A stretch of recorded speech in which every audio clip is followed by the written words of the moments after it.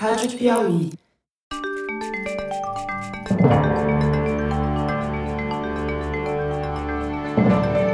Opa! Bem-vindo! Esse é o Luz no Fim da Quarentena, o mais novo podcast da revista Piauí. Eu sou José Roberto de Toledo e talvez você me conheça do Foro de Teresina, mas esse aqui não é o Foro. O próximo episódio do Foro de Teresina, com Fernando de Barros e Silva e Malu Gaspar, sai na quinta-feira, às 5 da tarde, como sempre. Esse podcast que você está ouvindo, o Luz no Fim da Quarentena, usa o mesmo canal do Foro, mas é diferente. Não tem dia fixo, nem hora para ir ao ar. A gente vai dançar ao sabor da pandemia. E isso é mais um motivo para você assinar logo este canal, para não perder nenhuma atualização, nem do Foro de Teresina, nem do Luz no Fim da Quarentena. Vamos lá. A ideia deste podcast é trazer informações dos mais recentes artigos científicos sobre o novo coronavírus e a pandemia do Covid-19. E para falar sobre as pesquisas e discutir essas descobertas, a gente vai ter um cientista residente aqui no Luz no Fim da Quarentena. O Fernando Reinach é professor titular de Bioquímica da Universidade de São Paulo e colunista de ciência do Estadão. Ele tem uma capacidade rara de traduzir assuntos complexos para que até eu entenda. Nós dois vamos conversar até que o título do podcast fique sem sentido, ou seja, ele deixa de existir quando a gente sair da quarentena. Nesse primeiro episódio, eu perguntei para o Reinach em que ponto da curva a gente está e o que raio significa isso. Imaginem que a epidemia é uma montanha. O número de infectados vai aumentando e a curva vai subindo, até que chega num platô, lá no cume da montanha. E se tudo correr bem, os novos casos de Covid-19 começam a diminuir e a curva começa a descer. E é aí, e só aí, que a gente pode cogitar sair da quarentena. Mas é preciso planejar essa saída. E é sobre isso que eu quero ouvir o Reinach. Olha, não se incomode se ouvir uns latidos aí no fundo da conversa. Não é o Teresino, não. É o Loki, o cãozinho do Reinach, que está eufórico por ficar mais perto do dono durante essa quarentena. Reinach, por onde a gente começa? O que você leu ultimamente na literatura científica que pode nos dar uma luz que justifique o nome desse podcast? Bom, os epidemiologistas todos estão preocupados com duas coisas. Uma delas é modelar o que vai acontecer nos surtos em cada país, que tamanho eles vão ser, e modelar o tamanho do impacto das medidas de quarentena, distanciamento social, sobre o pico de mortes, basicamente, que vai ocorrer, né? A outra preocupação é modelar como a gente vai sair da quarentena. Tem um consenso que é o seguinte: como o número de pessoas infectadas nesse primeiro pico é uma fração pequena da população de um dado país, quando o pico passar, só essa fração da população vai estar imune ao vírus. E, portanto, quando você relaxar a quarentena, existe quase uma certeza de que a doença volta.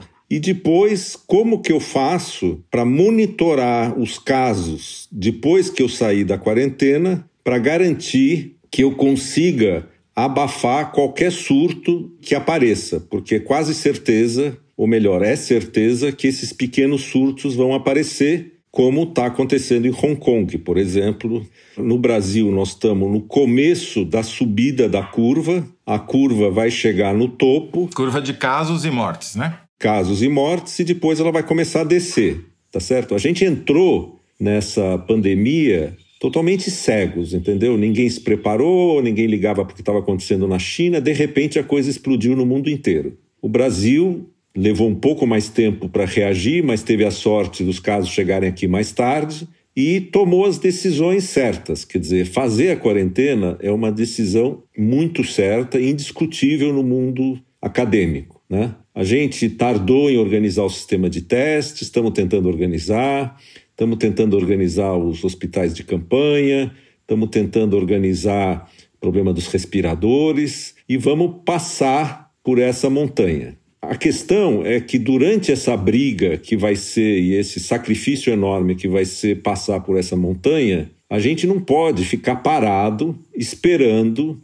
para depois, em cima da hora, decidir como é que vai sair, entendeu? A gente tem 3 meses, 2 meses para planejar a saída. E como é que a gente começa a fazer esse planejamento? O que é a matéria-prima mais fundamental para começar a planejar o plano? Para você começar a planejar, você tem que ter dados sobre o que está acontecendo durante a montanha. A gente precisa saber quantas pessoas foram infectadas, quantas pessoas morreram, quantas pessoas se curaram, quem são as pessoas que se curaram, quem são as pessoas que testaram positivo e quase não tiveram sintomas. E olha, essas pessoas não estão sendo testadas no Brasil. Quer dizer, a primeira coisa que a gente devia fazer então é testar em massa.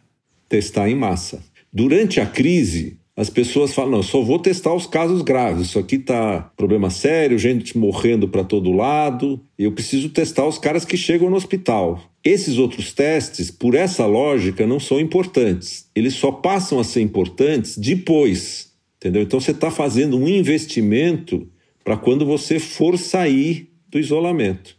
E hoje tem um gargalo para esses testes, né, Fernando? Que me parecem ser os laboratórios que fazem a contraprova, né? Que estão com uma fila crescente de mais de uma semana para entregar o resultado, de um modo que é tão atrasado que tem até morto esperando para ser testado, é isso?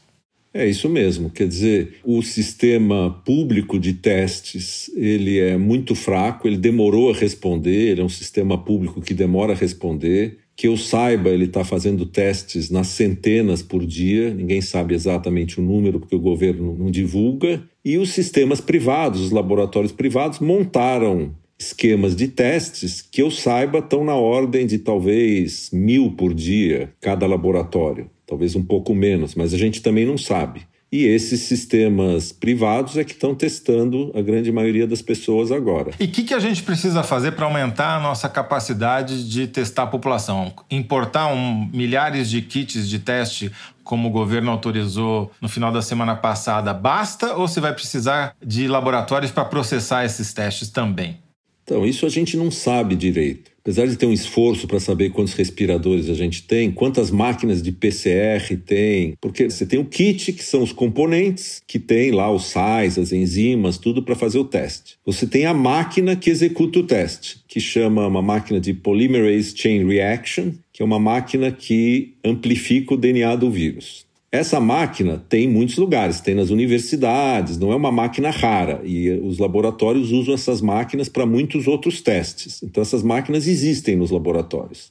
Daí você precisa dos operadores dessas máquinas. O primeiro fator limitante no começo foi claramente o número de kits, que eles chamam. Mas esses outros 2 componentes são importantes. Agora, eu vi que o governo também autorizou a importação de testes sorológicos. Pode explicar para a gente o que é isso? Teste sorológico é o seguinte, o teste de PCR, ele detecta a presença do material genético do vírus, tá certo? Então, eu detecto o vírus no nariz ou lá no começo da traqueia do sujeito. Os testes imunológicos, eles funcionam assim. Eles medem a quantidade de anticorpos produzidos pela pessoa contra o vírus. A gente sara da doença quando esses anticorpos estão em quantidade grande. E tem alguns anticorpos que são produzidos bem rápido depois da infecção.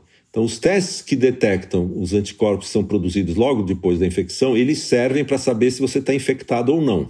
E tem testes que detectam os anticorpos que são produzidos por anos a fio depois da infecção.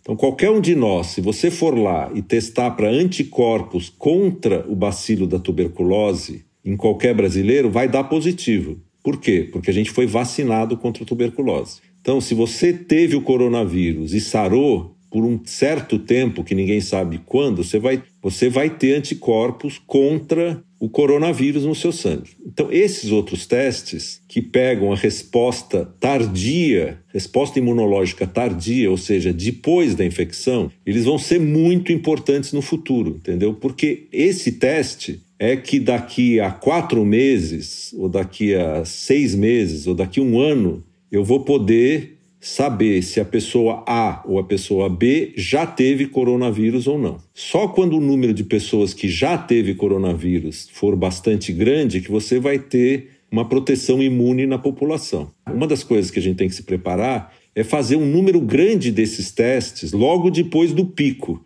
para a gente saber qual a porcentagem, por exemplo, da população de São Paulo ou do Rio que já foi atingida. A primeira coisa é a gente se municiar de dados, como se a gente estivesse comprando um altímetro para saber se a gente está subindo ou descendo a montanha, né? O nosso altímetro hoje está muito ruim, está muito desregulado, tem muito pouco teste sendo feito, claramente tem atraso para o processamento dos testes, então provavelmente a gente está com um número de pessoas infectadas muito maior do que o que está sendo divulgado, não é isso?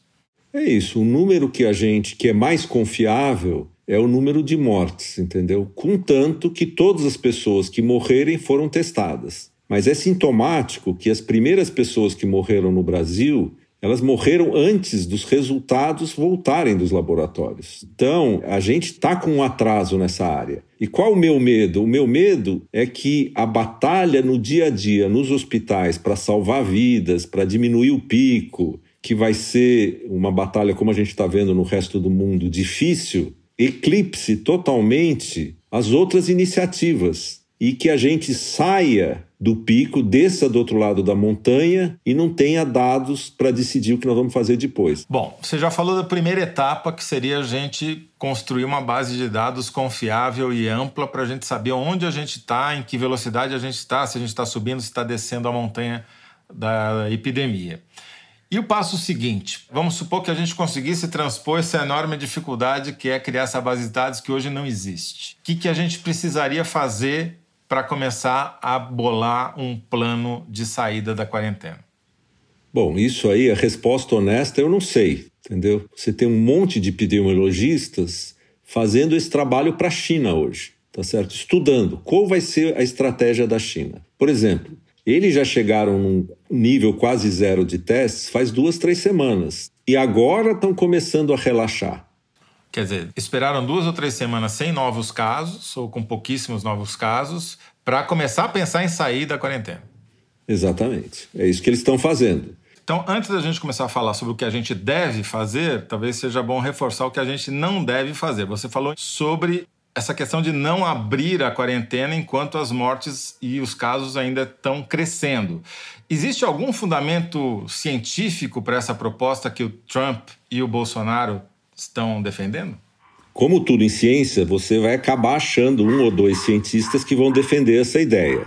Mas a grande, enorme maioria acredita que isso seria um erro total. Então, o primeiro passo é acompanhar as estatísticas de casos e mortalidade no Brasil para saber se elas estão chegando perto do pico. Depois que ela chegar no pico, nós temos que esperar descer. A discussão tem que esperar até embaixo, tem que esperar embaixo e mais 2-3 semanas, que é o que a China está fazendo, ou talvez você possa começar a liberar gradativamente antes de chegar embaixo. Dessas 3 possibilidades, qual que você está vendo que talvez fosse mais recomendável para o Brasil, se é que dá para chegar a alguma conclusão por enquanto? Eu acho que é muito cedo para você tomar qualquer decisão nesse sentido. A subida na China levou 1 mês, a descida levou 1 mês e meio. Então é 2 meses e meio. No caso da Itália, se é que ela já chegou no topo, levou 1 mês e meio para subir. A descida é sempre mais lenta, talvez leve 2 meses para descer. Então são 3 meses e meio. O que nós temos que fazer, nos preparar durante esses 3 meses, é discutir amplamente, ver as experiências dos outros países, ver o que está funcionando, o que não está funcionando, acompanhar a epidemia no Brasil, fazer planos, de modo que quando a gente decidir sair da quarentena, a gente saia de maneira organizada, com um plano e sabendo minimamente os riscos e as vantagens de sair. Como no curto prazo a gente está desesperado para enfrentar essa onda enorme que está chegando, essa parte, em geral, toma um papel secundário. Mas ela é muito importante, não só do ponto de vista epidemiológico, mas no ponto de vista econômico. Porque, tudo bem, uma coisa é a gente fechar o país por 2-3 meses e depois abrir de novo. E aí tem um custinho de fecha aqui, fecha ali, combate, etc. Outra coisa é você fechar o país, abrir de sopetão e ter um outro pico enorme e ter que fechar tudo de novo. O custo de vidas e econômico é muito maior, né? Obrigado, Fernando Rainar, cientista residente do Luz no Fim da Quarentena. Acabou o primeiro episódio, mas a gente volta logo, com mais pesquisas científicas sobre a pandemia e discutindo como e quando sair desta bendita quarentena. Fique ligado no nosso feed e assine para não perder nenhum episódio. O Luz no Fim da Quarentena é uma parceria da Rádio Novelo com a revista Piauí. A coordenação e edição são da Paula Scarpim, da Evelyn Argenta e do Vitor Hugo Brandalize. A identidade sonora é da Mari Romano. Quem finaliza o programa é o João Jabassi e a coordenação digital é da Kellen Moraes. Eu sou José Roberto de Toledo. Até o próximo programa. Tchau!